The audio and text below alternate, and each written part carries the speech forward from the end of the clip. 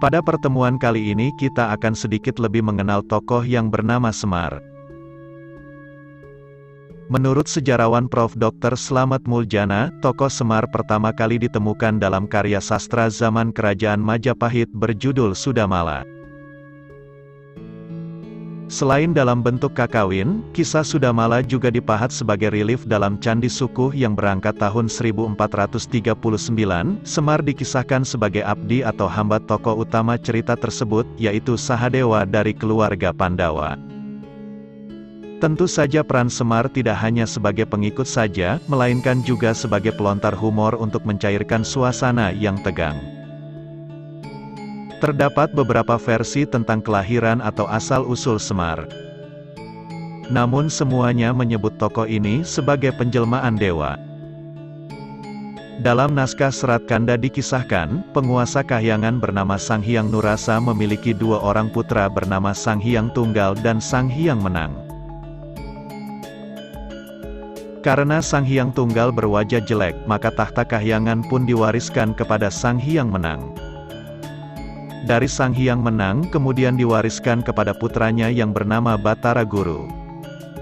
Sang Hyang Tunggal kemudian menjadi pengasuh para kesatria keturunan Batara Guru, dengan nama Semar. Dalam naskah Purwacarita dikisahkan, Sang Hyang Tunggal menikah dengan Dewi Rekatawati putri Sang Hyang Rekatatama. Dari perkawinan itu lahir sebutir telur yang bercahaya. Sang Hyang Tunggal dengan perasaan kesal membanting telur itu sehingga pecah menjadi 3 bagian, yaitu cangkang, putih, dan kuning telur. Ketiganya masing-masing menjelma menjadi laki-laki. Yang berasal dari cangkang diberi nama Antaga, yang berasal dari putih telur diberi nama Ismaya, sedangkan yang berasal dari kuningnya diberi nama Manikmaya. Pada suatu hari Antaga dan Ismaya berselisih karena masing-masing ingin menjadi pewaris tahta Kahyangan. Keduanya pun mengadakan perlombaan menelan gunung. Antaga berusaha melahap gunung tersebut dengan sekali telan namun justru mengalami kecelakaan, mulutnya robek dan matanya melebar.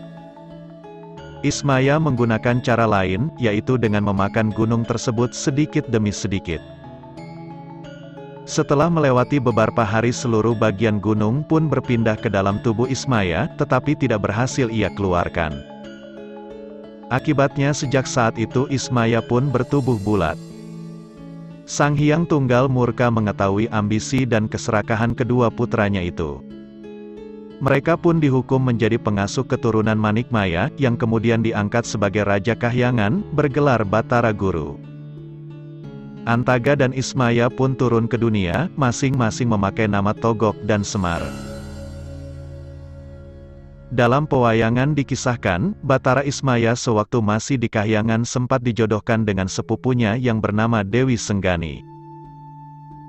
Dari perkawinan itu lahir 10 orang anak, yaitu, Batara Wungkuham, Batara Surya, Batara Chandra, Batara Tamburu, Batara Siwah, Batara Kuwera, Batara Yamadipati, Batara Kamajaya, Batara Mahyanti, dan Batari Darmanastiti.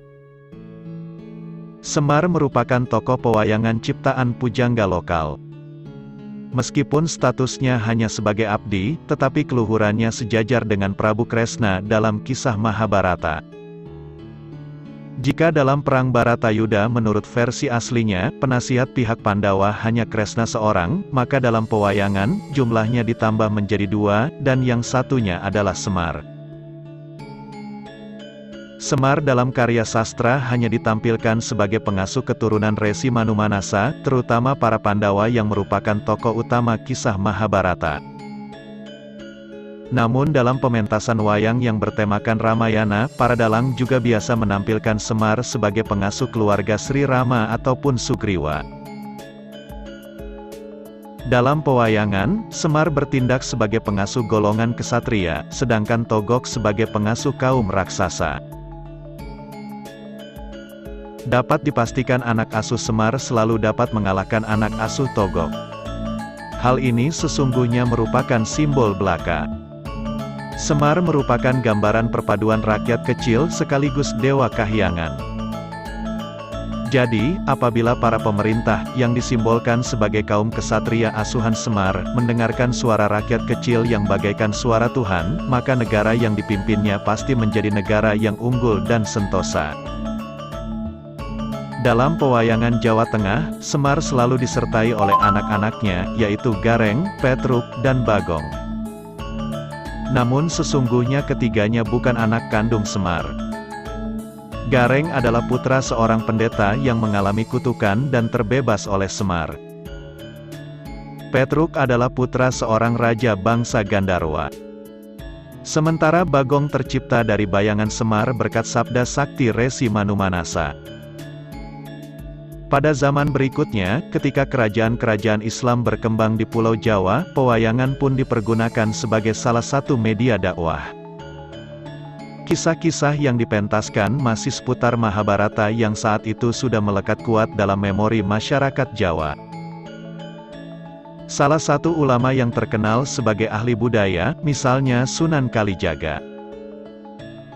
Dalam pementasan wayang, tokoh Semar masih tetap dipertahankan keberadaannya, bahkan peran aktifnya lebih banyak daripada dalam kisah Sudamala. Dalam perkembangan selanjutnya, derajat Semar semakin meningkat lagi.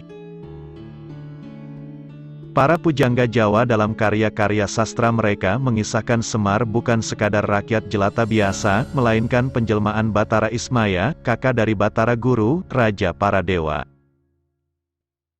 Demikian ulasan mengenai tokoh Semar. Terima kasih telah menonton video ini. Jangan lupa like, subscribe, dan share.